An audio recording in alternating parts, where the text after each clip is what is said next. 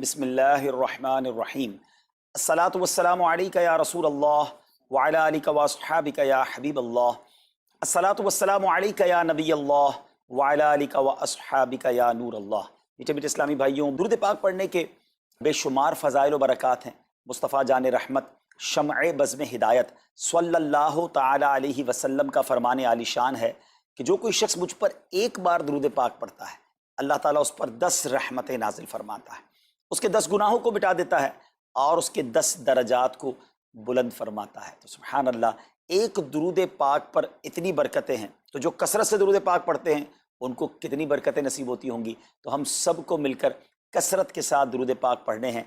आइए मिलकर मोहब्बत के साथ बाआवाज़ बुलंद दुरूद पाक पढ़ लें। सल्लु अलल हबीब सल्लल्लाहु तआला अला मुहम्मद सल्लल्लाहु अलैहि वसल्लम। मीठे मीठे इस्लामी भाइयों, आज जो हमारा बयान का मौजू है कि रमज़ान का इस्तकबाल कैसे किया जाए, रमज़ान की प्रिपरेशन कैसे की जाए। देखिए, हमारे घर पे जब कोई मेहमान आता है, हम उसकी तैयारी करते हैं, उसके लिए हम एक अच्छी यूँ समझिए कि प्रिपरेशन करते हैं, और जैसा मेहमान वैसी तैयारी। जिसके लिए दिल में ज़्यादा मोहब्बत होती है उसके लिए हम ज़्यादा तैयारी करते हैं। तो अब ज़रा आप सोचिए कि ऐसा मेहमान जो हमारी मग़फ़िरत करवाने आ रहा है, ऐसा मेहमान जो हमें बख्शवाने आ रहा है, तो फिर हमें उसके लिए कितनी कोशिश करनी चाहिए। तो आज यहाँ पर जो हम हाजिर हुए हैं, अल्लाह करे कि हम रमज़ान का सही मानों में इस्तकबाल करने में कामयाब हो जाएं। रमज़ान अल्लाह का एहसान है। रमज़ान की अहमियत को समझने के लिए यही काफ़ी है कि प्यारे आका अलैहिस्सलाम फरमाते हैं कि अगर मेरी उम्मत को मालूम होता कि रमज़ान क्या है तो वो तमन्ना करते कि सारा साल ही रमज़ान हो। सुभान अल्लाह। मौला अली शेर खुदा करमल्लाहु तआला वजहुल करीम का ये कौल कितना निराला है। आप फरमाते हैं अगर अल्लाह तबारक व तआला को इस उम्मत को अजाब देना होता तो इस उम्मत को रमज़ान और सूरह इखलास अता ना फरमाता।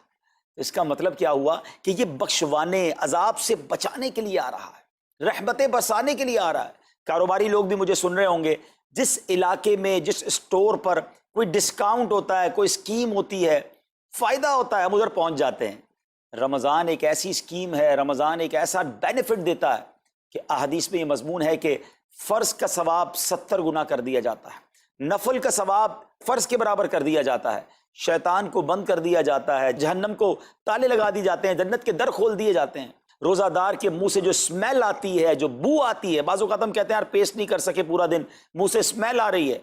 सुनिए, ये स्मेल जो है ये अल्लाह के नज़दीक मुश्क की खुशबू से भी ज़्यादा बेहतर है। अल्लाह अल्लाह। ज़रा आप गौर तो कीजिए, हर सजदे पर 1500 नेकियां दी जाती हैं, हर सजदे पर सुर्ख याकूत का जन्नत में एक महल बना दिया जाता है।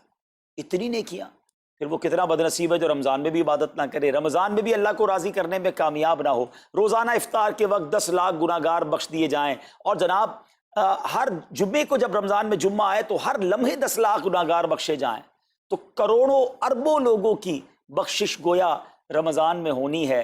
तो फिर हमें उसकी कैसी तैयारी करनी चाहिए, कितना सवाब कमाने के बारे में सोचना चाहिए।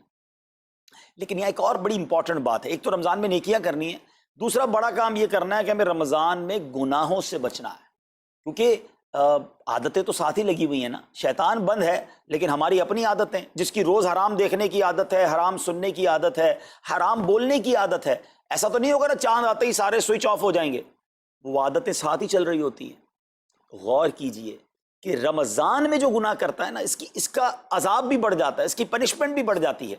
ये ऐसे ही है कि कोई मस्जिद के अंदर आके गुनाह करे तो आप कहेंगे ना यार खुदा का खौफ करो, मस्जिद में ऐसा काम कर रहे हो।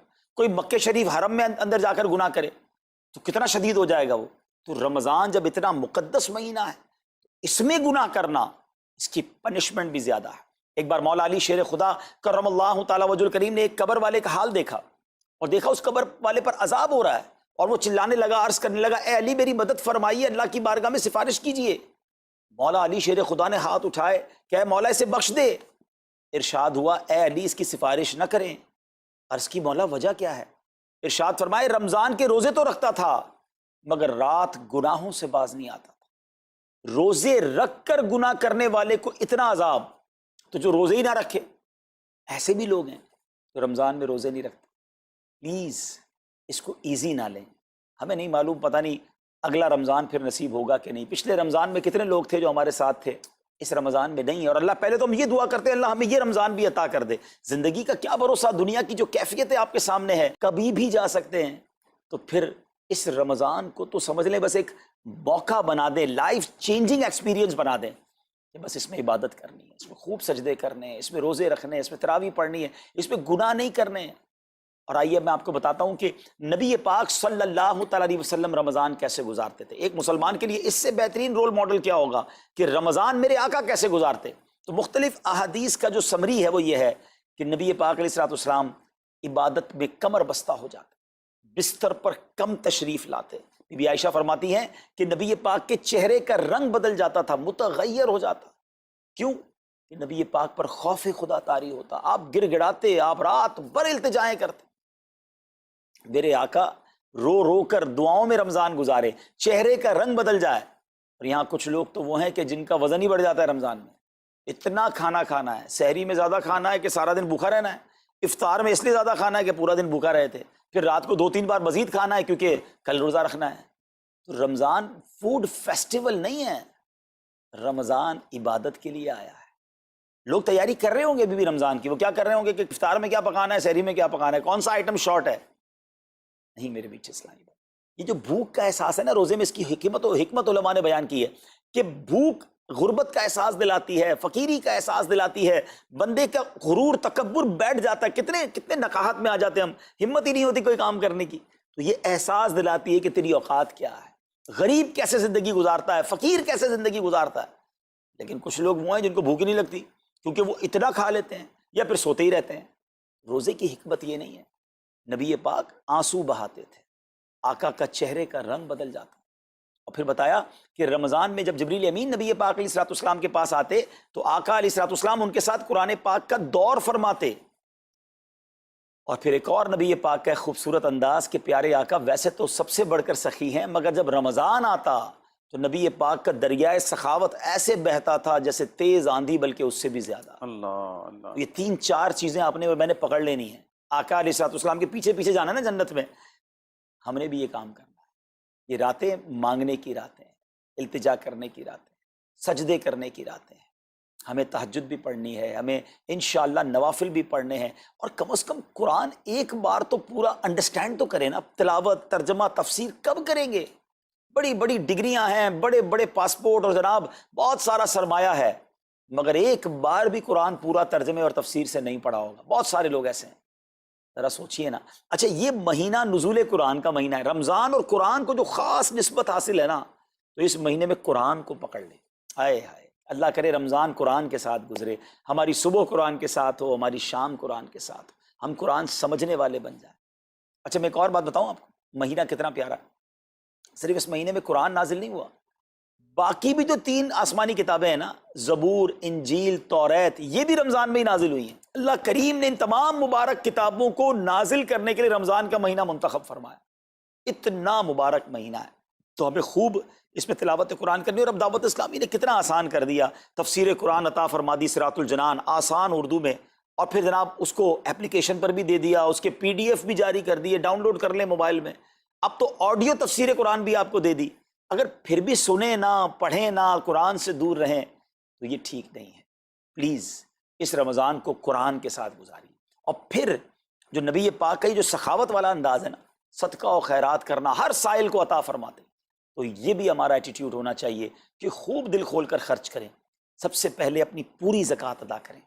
یہ اتنی بڑی اب بدقسمتی ہوتی جا رہی ہے، ایسا فیل ہوتا ہے دنیا بھر کے تاجران اور لوگوں سے جب ہم ملتے ہیں کہ جس طرح رمضان کے علاوہ بہت تھوڑی تعداد میں مسلمان نماز پڑھتے ہیں نا 5 ٹائم، ایسا لگتا ہے اب زکوٰۃ بھی بہت کم لوگ ہی دیتے ہیں، پوری زکوٰۃ نہیں دیتے، اندازے سے نکال دی، کیلکولیشن کرتے نہیں ہیں۔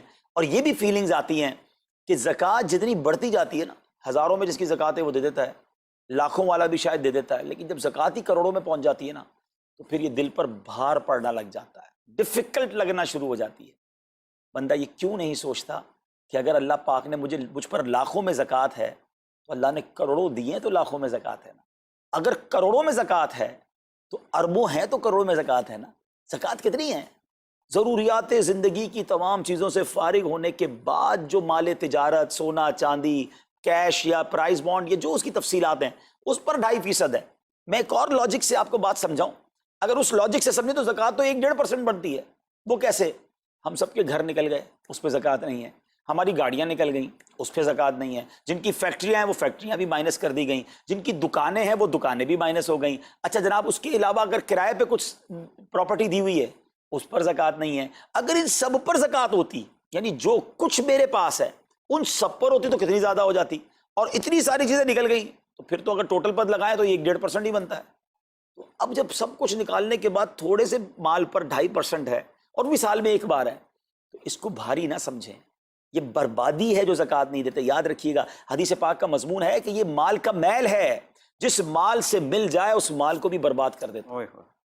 بربادیاں آتی ہیں، بے سکونیاں آتی ہیں، بیماریاں آتی ہیں، اور آگے جو دے دیتا ہے سبحان اللہ، اس کے بارے میں حدیث پاک میں آتا ہے کہ اپنی زکوٰۃ دے کر اپنے مالوں کو مضبوط قلعوں میں قید کر لو، اپنے مال کو سیکیور کریں۔ لوگ کہتے ہیں انشورنس ہونی چاہیے، آگ نہ لگ جائے، چوری نہ ہو جائے، ڈوب نہ جائے۔ اللہ کے حبیب علیہ الصلوۃ والسلام فرماتے ہیں، جس کا مضمون ہے کہ جب بندہ اللہ کی راہ میں خرچ کرتا ہے نا تو وہ صدقہ بندے کے ہاتھ سے نکل کر اللہ کے دستے قدرت میں چلا جاتا ہے، اور اللہ کریم تمہارے صدقوں کو پالتا ہے جس طرح تم اپنے جانور کے بچوں کو پالتے ہو۔ بچہ ہوتا ہے نا جانور کا، بڑا ہو جاتا ہے، فرمایا بندہ کھجور کا صدقہ دے گا اللہ پہاڑ جتنا عطا فرمائے گا، اس دن بھی ملے گا اور ملٹیپلائی ہو کر ملے گا۔ اچھا جو ادھر خرچ کیا ادھر کیا ملے گا؟ ادھر بھی نبی پاک علیہ الصلوۃ والسلام فرماتے ہیں جس کا مضمون ہے میں قسم کھا کر کہتا ہوں، یعنی نبی پاک تو جو فرمائے حق ہے۔ اس حدیث میں تو آقا علیہ الصلوۃ والسلام قسم اٹھا رہے ہیں کہ میں قسم کھا کر کہتا ہوں کہ اللہ کی راہ میں خرچ کرنے سے مال کم نہیں ہوتا، نہ ادھر کم ہونا ہے اور ادھر بھی ملنا ہے، تو پھر تو سودا کتنا نفع والا ہے۔ اور یہ آپ چیک کر لیں پوری دنیا میں جہاں مجھے سنا جا رہا ہے کہ جو لوگ پوری زکوٰۃ دیتے ہیں نا ان کا مال ملٹیپلائی ہوتا ہے، اگلے سال زیادہ زکوٰۃ دے رہے ہوتے ہیں۔ زیادہ زکوٰۃ کیسے ہو گئی؟ کیونکہ مال بھی بڑھ گیا، تو ادھر بھی بینیفٹ ہے ادھر بھی بینیفٹ ہے، نقصان کا سودا ہی نہیں ہے۔ پھر چاہتے ہو بلاؤں سے بچ جائیں تو روایتوں کا مضمون ہے کہ صدقہ بلا اور بندے کے بیچ میں آ جاتا ہے، بلا اترتی ہے صدقہ روک لیتا ہے، لڑائی کرتا ہے اس سے، اور بندے پر بلائیں اور پرابلمز اور ڈیفیکلٹیز آنے سے اسے روکتا ہے۔ تو اگر چاہتے ہیں کہ برائیوں کے دروازے بند رہیں، چاہتے ہیں کہ بری موت سے بچیں، چاہتے ہیں کہ رزق میں اضافہ ہو، چاہتے ہیں کہ بلاؤں سے بچیں، ادھر بھی مال میں اضافہ ہو ادھر بھی خزانے ملیں، تو اللہ کی راہ میں دل کھول کر خرچ کریں۔ اور یہ مہینہ it's the right month for generosity, یہ بہترین مہینہ ہے سخاوت کرنے کا، کیونکہ نبی پاک کا یہ انداز تھا کہ رمضان میں خوب سخاوت فرماتے۔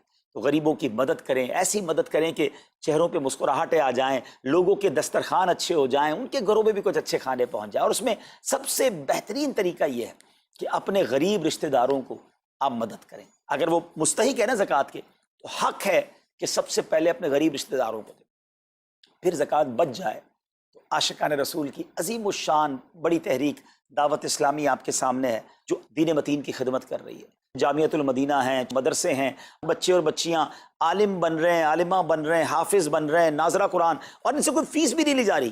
ہزاروں بچے فری آف کاسٹ ہمارے پاس ایکوموڈیشن رکھے ہوئے ہیں جن کو کھانا پینا رہنا دعوت اسلامی نے دینا ہے۔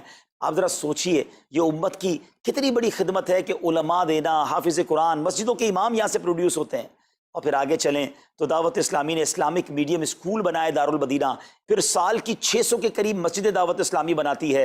میڈیا کے ذریعے جو بے حیائی پھیلائی جا رہی تھی تو مدنی چینل اردو، پھر مدنی چینل انگلش، پھر مدنی چینل بنگلہ۔ اب بچے مذہبی پروگرام اتنا غور سے نہ دیکھتے تھے، وہ اپنے بچوں کے آئٹمز دیکھنا چاہتے تھے، تو گناہوں بھرے کارٹونز اور پروگرام سے اور پوئمز سے چھڑانے کے لیے Islamic poems, Islamic cartoons, Islamic بچوں کے پروگرام، تاکہ بچے بھی جو ہے وہ الحمدللہ بچے رہیں۔ اور اب اس کی کیا زبردست پاپولیرٹی ہے کہ آپ کڈز مدنی چینل کے یوٹیوب چینل پہ جائیں، ہمارا ایک ایک کلپ 10 ملین 12 ملینز میں دیکھا جا رہا ہے۔ تو کون دیکھ رہا ہے؟ وہ بچے جو گناہوں بھرے کارٹونز دیکھتے تھے، اب الحمدللہ اللہ رسول کی باتیں وہاں سن رہے ہیں۔ پھر آگے چلیں تو دعوت اسلامی جناب یہ دینی کاموں کے ساتھ ساتھ جو ویلفیئر کے کام کر رہی ہے، غریب مسلمانوں کی امداد کا کام، زلزلے اور سیلاب زدگان کی ریسکیو کرنے کا کام، گونگے بہرے نابینا اور معذور افراد کی ریہیبلیٹیشن کا کام، تھیلیسیمیا کے مریضوں کو خون دینے کا کام، 26 لاکھ مسلمانوں کو دنیا بھر میں راشن، کھانا، پانی صرف اس ایک سال میں دعوت اسلامی نے پہنچایا۔ تو یہ کمال کی آرگنائزیشن ہے۔ دیکھیں آپ دنیا کی بہت ساری این جی اوز کو جانتے ہوں گے، کوئی مدرسے چلاتا ہے تو مدرسے ہی چلاتا ہے، کوئی مسجد بناتا ہے تو مسجد ہی بناتا ہے، کوئی کھانا کھلاتا ہے تو کھانا ہی کھلاتا ہے، کوئی جناب غریبوں کی مدد تو وہی کام، کوئی ہاسپٹل تو ہاسپٹل۔ دعوت اسلامی ان ون امبریلا اتنے ساری ڈائیورسٹی کے ساتھ جو دین کی خدمت کر رہی ہے، دنیا میں اس کی مثال نہیں ملتی ہے۔ لاکھوں لوگوں کو دین بھی سکھایا جا رہا ہے، غیر مسلموں کو مسلمان بھی بنایا جا رہا ہے، بے عملوں کو باعمل بنایا جا رہا ہے، بے پردہ خواتین کو با پردہ بنایا جا رہا ہے، بے نمازیوں کو نمازی بنایا جا رہا ہے، ماں باپ کے نافرمان فرما بردار ہو رہے ہیں، شراب اور نشے کے عادی چھوڑ کر نمازی بن رہے ہیں، تو جہاں مریض ہیں ان کو خون بھی دیا جا رہا ہے، گھر میں بیٹھ کر میڈیا کے ذریعے اور سوشل میڈیا کے ذریعے لوگوں تک دین پہنچایا جا رہا ہے۔ تو یہ کمال کی ڈائیورسٹی ہے۔ تو میں تو سچ بتاؤں، یہ جملہ کہا کرتا ہوں کہ میرے اور آپ کے پیسوں کا نصیب ہے کہ وہ دعوت اسلامی میں لگ جائے۔ تو یہ آپ آگے بڑھیے اور دین کے اس کام میں مزید حصہ ملائیے۔ خاص طور پہ فار ایسٹ میں آپ دیکھ لیں، کوریا میں، ہانگ کانگ میں، اور جناب یہ سری لنکا میں، تھائی لینڈ میں، ملیشیا میں، کتنے جاپان میں، کتنے ملکوں میں دعوت اسلامی کام کر رہی ہے اپنی اپنی بساط کے مطابق۔ اور لیکن ابھی مزید ادارے بنانے، ہمیں ان ملکوں میں بھی بنانے، ان ملکوں میں بھی آگے بڑھنا ہے۔ تو اگر آپ بھی چاہتے ہیں کہ میرے آقا کے عشق کا پیغام، سنت رسول کا پیغام، مسلک اعلیٰ حضرت کا پیغام، نبی پاک کے دین کا پیغام پوری دنیا میں پھیلے، تو وی ہیو ٹو سپورٹ دعوت اسلامی، نہ صرف فائنینشلی، پریکٹیکلی بھی۔ ہمیں آپ بھی چاہیے، خود حصہ ملائیں نا۔ سیدنا عثمان غنی رضی اللہ تعالیٰ عنہ نے صرف مال نہیں دیا تھا، آپ پریکٹیکلی بھی نبی پاک کے ساتھ شریک ہوتے تھے نا۔ تو آپ اپنے عطیات بھی دیں، اور دنیا کے جن ملکوں میں آپ مجھے سن رہے ہیں وہ دعوت اسلامی والوں کے دستوں بازو بنے۔ کمزوری کہاں نہیں ہوتی، ہاں ہمارے گھر میں کمزوری ہوتی ہے، ہم سب مل کر کام کریں گے تو کمزوریاں بھی دور ہوں گی اور ترقی آ جائے گی، اور ہمیں اس کا ثواب بھی ملے گا۔ تو آج میں دنیا بھر میں جہاں مجھے دیکھ رہے ہیں، پلیز اچھی نیتیں کریں۔ اچھا ایک بات اور سن لیں، ہم بعض اوقات کیا سوچتے ہیں کہ ہمارے ملک کا خرچہ مثال کے طور پہ $20,000 ہے، وہ ہم لوگوں نے کر لیا، اب اور چندے کی کیا ضرورت ہے؟ دعوت اسلامی کسی ایک ملک کی نہیں ہے، انٹرنیشنل دعوت اسلامی کے لیے سوچیں۔ دنیا میں جہاں بھی دین کا کام ہو رہا ہے وہ میرا ہے، یہ میں اپنے ملک اور اپنی سٹی کے بارے میں سوچوں گا تو شاید میں بڑا کام نہ کر سکوں۔ آپ کو تو موقع مل رہا ہے انٹرنیشنلی مدنی کاموں میں اپنا حصہ ملائیں، تو دعوت اسلامی کو دل کھول کر سپورٹ کریں۔ ہم انشاءاللہ جتنے عطیات بڑھیں گے انشاءاللہ مزید مدنی کام بڑھانے کا ارادہ رکھتے ہیں۔ اللہ کریم اپنی بارگاہ میں ہم سب کا جمع ہونا قبول فرمائے اور دل کھول کر خرچ کرنا نصیب فرمائے، اور اس رمضان کو ہماری مغفرت کا ذریعہ بنا دے۔ اس رمضان کو نبی پاک علیہ الصلوۃ والسلام کے نقش قدم کے مطابق چل کر گزارنے کی توفیق عطا فرمائے۔ صلو علی الحبیب صلی اللہ تعالی علی محمد صلی اللہ علیہ وسلم۔